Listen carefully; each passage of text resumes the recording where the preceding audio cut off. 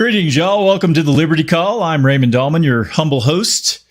Today is Thursday, December 2nd, 2021. I hope everyone's having a fantastic, what day is it? Thursday. The days blend together after a while. So hope everyone's having a great Thursday. Much better day in the markets today versus yesterday. So that's certainly some good news. And another beautiful day here in Colorado. It's probably, well, let's check the temperature outside. It says it's 66 degrees. It is beautiful, let me tell you. So anyways, like I said, hope everyone's having a great day. The markets looked a lot better compared to the slide we saw yesterday.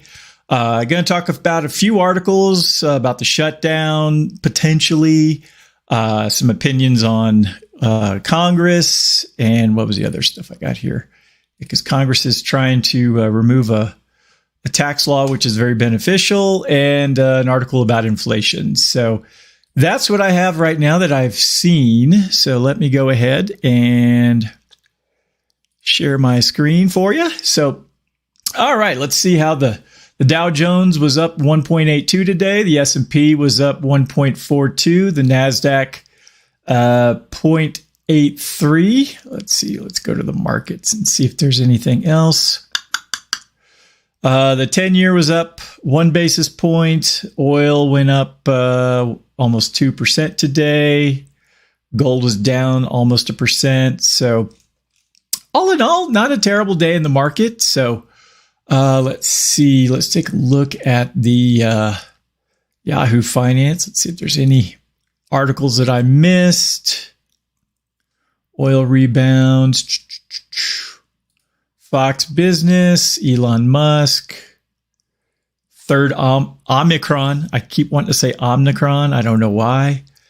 Or Omicron. I guess that might be the way to say that too. Congress shutdown. We're going to talk about that. Psaki says root cause of retail crime is COVID-19. No, it's because people don't arrest people who break the laws or who commit crime against others. All right. Well, let's go ahead and jump into some articles that I did want to talk about. This is the news. I mean, right now is Fox Business is talking. They're talking about inflation with Tom Cotton. So, all right. Government shutdown will cost the U.S. economy $1.8 billion a week, Standard & Poor's says. All right. Let's dive into this. Congress is flirting with a shutdown that would cost the U.S. economy $1.8 billion each week. For each week, the government is closed, according to estimates by the S&P Global Ratings. The shutdown, if it's brief, wouldn't be a disaster, but would still reduce some of the economic gains the U.S. has felt from the reopening. Beth Ann Bovino, U.S. economist at S&P Global, wrote in a report on Wednesday.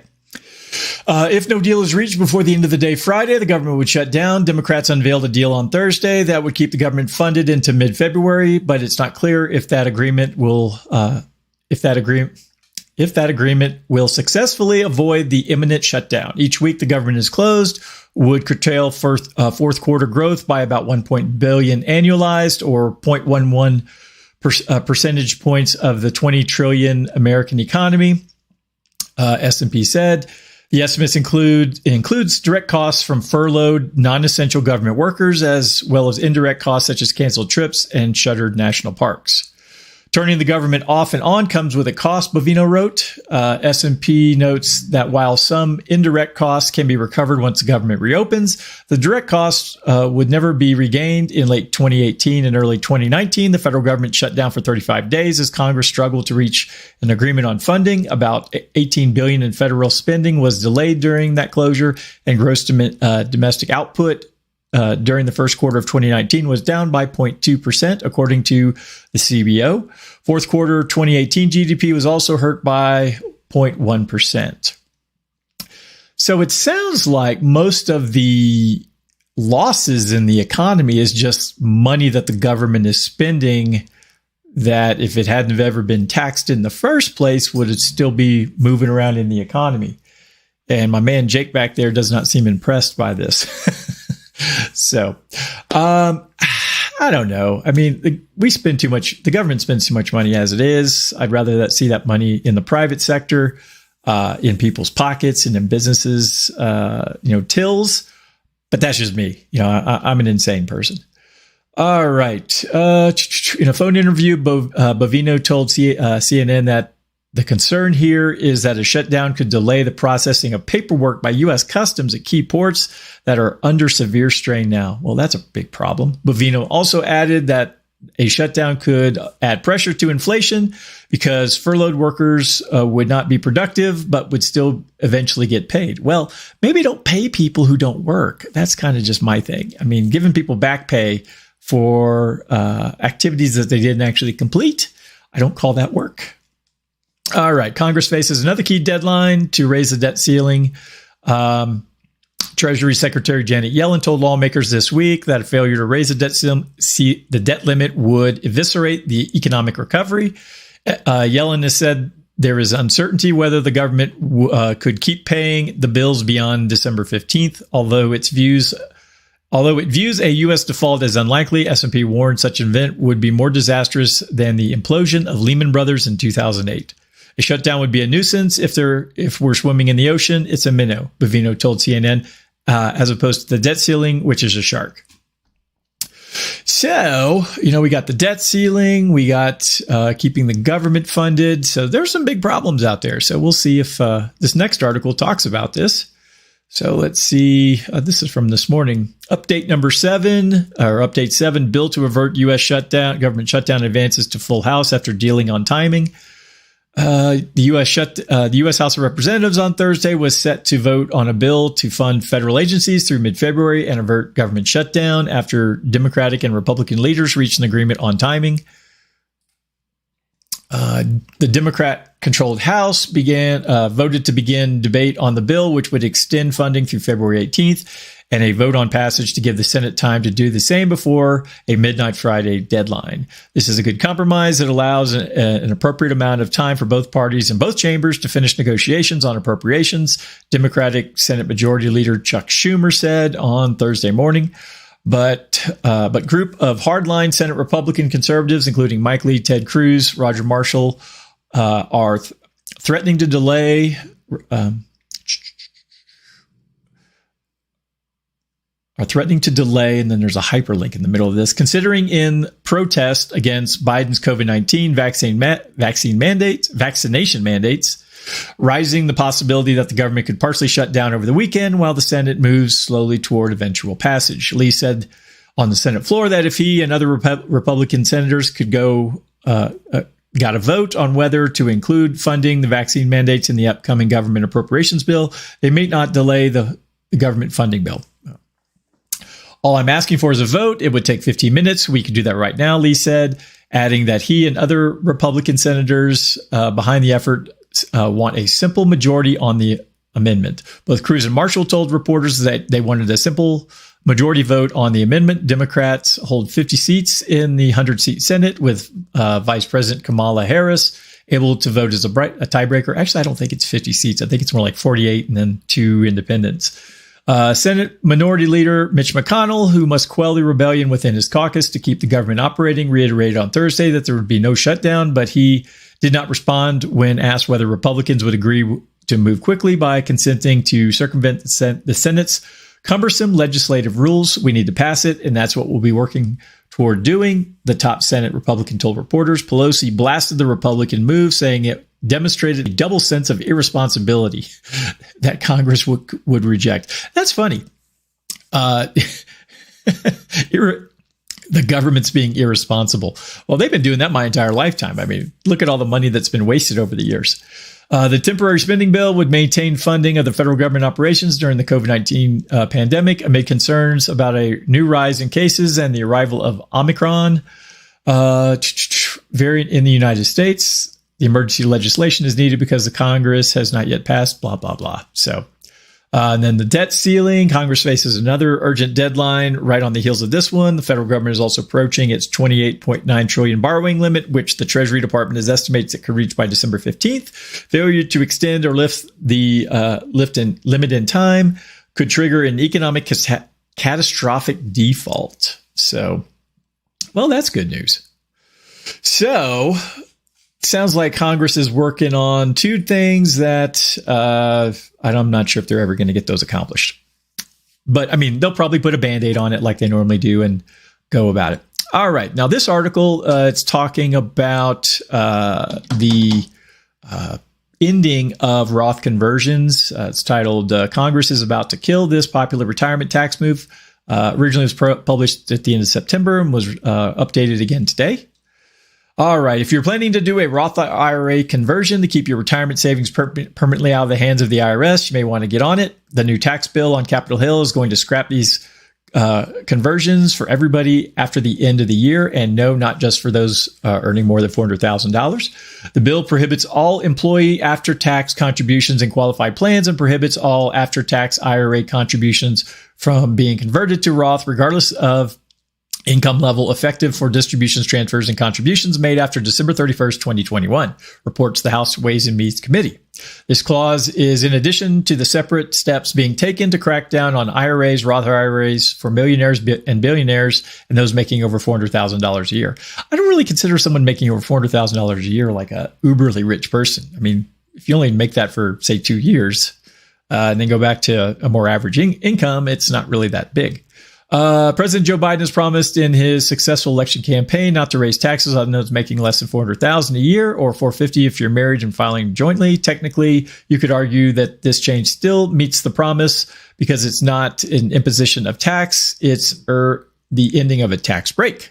Incidentally, the bill also separately ends the practice known as the backdoor Roth that was allowing high earners to get around income limits for IRA contributions. David Busulata, a trust and estates partner at the Connecticut law firm Putnam and Comley, says the general theme of the bill when it comes to retirement planning is to try and close loopholes used by high earners. However, he adds, it looks like the law may close some loopholes inadvertently or not for those who are more middle class incomes. The ending of Roth conversions is one example, he says. There are two kinds of IRAs, traditional and Roth. The traditional IRA, you get to contribute with untaxed dollars, and you can deduct the contributions from your taxable income for the year, but you have to pay the tax when the money comes out. In a Roth, it's the other way around. You contribute using tax dollars, but the money coming out is completely untaxed. Maximum IRA contributions are $6,000 per person this year, plus another $1,000 if you're older than 50. Until now, those with money in traditional IRAs could convert them to Roths if they paid the tax. So if, say, you had accumulated $50,000 in a traditional IRA, you could add that $50,000 to your taxable income for that year, pay income tax on it, and then convert it to a Roth. There wouldn't be any more tax to pay in the future. It's pretty self-explanatory. The move by Congress, if it stays in the bill, has major implications. It means it will effectively end IRA tax breaks for most people making over $140,000 if single and $208,000 if married filing jointly. In any year you hit those limits, you won't be able to get any tax breaks on an IRA at all. You'll be earning too much to pay into a traditional IRA. You'll be making too much money to pay into a Roth IRA. And you'll be no longer have the third option, which is paying into a so-called non-deductible traditional IRA, which is an IRA with no tax breaks going in or coming out, then immediately doing a Roth conversion, the backdoor IRA or Roth IRA. Those wrinkles and caveats, as is always the case with the U.S. tax code. The main one, if you are over these limits, but neither nor you or your spouse is covered by a 401k or other retirement plan at work, you would still be eligible for tax breaks on your IRA contributions. So far, it doesn't look as if lawmakers are going after Roth 401k plans where you contribute to your company's retirement plan using after-tax dollars to avoid future taxes. Stay tuned. All right, so there's a little bit more here, but I'll skip on that. So I'll attach this to the show notes. So if you want to read this, you're welcome to. And then the last article I wanted to touch on was about inflation. This is about Elizabeth Warren and her claims that It's all about big business just taking advantage of people. Let me blow this up a little. There we go. Alrighty. Almost anyone who follows social media is familiar with the latest tweets by Senator Elizabeth Warren, who has pronounced her verdict on higher food and gasoline prices. They are nothing less than a result of corporate greed. In fact, according to Warren, there is no inflation, only corporations arbitrarily raising prices in their relentless pursuit of profits.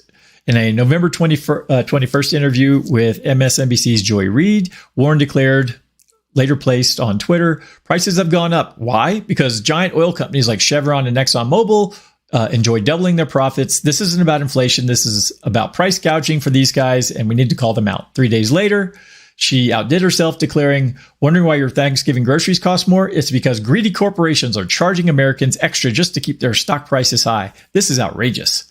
To those familiar with Warren and her previous economic pronouncements, none of this is surprising. A decade ago, she declared that entrepreneurial success are due to the government, not any decisions that entrepreneurs might have made. And her record in the U.S. Senate speaks volumes to her economic literacy. That she should claim that all businesses have to do is increase profits to raise prices is proof to her intellectual bankruptcy. Despite the title, however, this article is not about Elizabeth Warren's economic viewpoints. However, in her declaration that no doubt plays well with progressives, she makes a specific claim. Firms that wish to increase profits and stock value simply need to raise prices of whatever they sell. Warren's claim raises an obvious question. If higher prices always lead to greater profits, why would any business owner pass up the chance for greater profitability? In fact, if high profits are tied directly to higher prices, then one would expect a cottage industry to spring up of class action law firms suing corporations for lowering their prices, since any firm is free to increase its profits at will. Doing anything less is a dereliction of duty to shareholders. Not that I regularly follow Warren's Twitter decrees, but I doubt seriously she has praised any business when they lower their prices. Oil companies often lower prices, not to mention technology firms. Since lower prices do not fit within Warren's progressive narratives, it is doubtful that she even notices when that happens. And if we were to take her latest statement seriously, then we would have to believe that such an event could not happen, because no profit maximizing firm would ever impose losses upon itself when they are fully aware of a profitable alternative strategy. There are a number of fallacies in Warren's anti-market missives, and I shall examine from an Austrian viewpoint, specifically using Murray Rothbard's Man, Economy, and State as the standard. I first look at her view of profits themselves. Like many American progressives, Warren seems to interpret business profits as an extraction of wealth from the community at large. Rothbard wrote about what he called altruists as condemning profits. It is also particular that critics generally concentrate their fire on profits, the profit motive, and not on the market incomes such as wages. It is difficult to see any sense whatever in moral distinction between those incomes. Indeed, progressives like Warren see markets in a starkly different way than Austrians such as Rothbard. To Warren, markets are violent, predatory entities with no more moral standing than the Roman arena. Rothbard, not surprisingly, differs. Critics overlook the fact that the operation of a free market is vastly different from government action. When a government acts, individual critics are powerless to change the result. They do so only if they can finally convince the rulers that their decision should be changed. And this may take a long time or be impossible. On the free market, however, there is no final decision imposed by force. Everyone is free to shape his own decisions, thereby significantly change the results of the market. In short, whoever feels that the market has been too cruel to certain entrepreneurs or any other income receivers is perfectly free to set up an aid fund for him for depriving his fellow man of needed benefits. For the constituent altruist must face the fact that monetary income on the market reflects services to others, whereas psychic income is purely personal or selfish gain. Entrepreneurial profits, Rothbard notes, do not come about because of nefarious behavior on part of producers, but rather the good judgment of successful entrepreneurs make regarding the present price of key factors of production and the predicted value of final products these factors will help create. Rothbard, right to Rothbard. What gave rise to this realized profit, this ex post profit fulfilling the producer's ex ante expectations. The fact that the factors of production in this process were underpriced and undercapitalized, underpriced insofar as their unit services were bought, undercapitalized insofar as the factors were bought as wholes. One can imagine Warren and other progressives replying, maybe that is true in a theoretically competitive market, but oil companies and big food companies are not entrepreneurs, but rather are monopolies that regularly manipulate the market to their advantage. Their markets are not competitive, so they are free to set whatever prices they want and name their own profits. While accusations of market manipulation by rapacious monopolies are common among progressives, identifying such actions of manipulative is difficult. The standard accusation is that these companies manage to keep supplies off the market, thus forcing up the prices of goods. The problem, of course, is identifying specific instances and also properly identifying scenarios in which such manipulation actually is possible. So, all right, take advantage of fuel prices, for example. If oil and gas companies were to hold back supplies in order to gain temporary price increases, they would quickly have to release those confiscated supplies back to the market, forcing down prices, as there's no secret storage areas that these companies possess that would enable them to set aside massive quantities of fuel needed to accomplish what Warren and other progressives accuse oil and gas firms of doing. And I'm going to go ahead and stop there. There's quite a bit more of this. So if you want to finish it, it just points out that, those in politics, the vast majority of the time are, they look for excuses for the situation. I imagine the oil and gas companies want to sell as much product as possible at the same time while making as much profit. So, if you make a huge profit and only sell a gallon, well, you're not going to make very much in business. If it's a fine balance between is getting as much supply sold at the same time as making as much profit on what you're selling. So it's, you have to sell for a price that people want, but also at a price that you're able to make some money at. So anyways, all right. Well, that's everything that I had today. So if anyone needs anything from me, feel free to reach out. Email, call, smoke signals are always good. So, like I said, if anybody needs anything, just give me a ring, and I'll be back tomorrow with the weekly wrap up of what's been going on for the week, and we'll cover the jobs numbers and any other economic data that came out this week. So, have a great Thursday evening, and I'll talk to y'all later. Bye.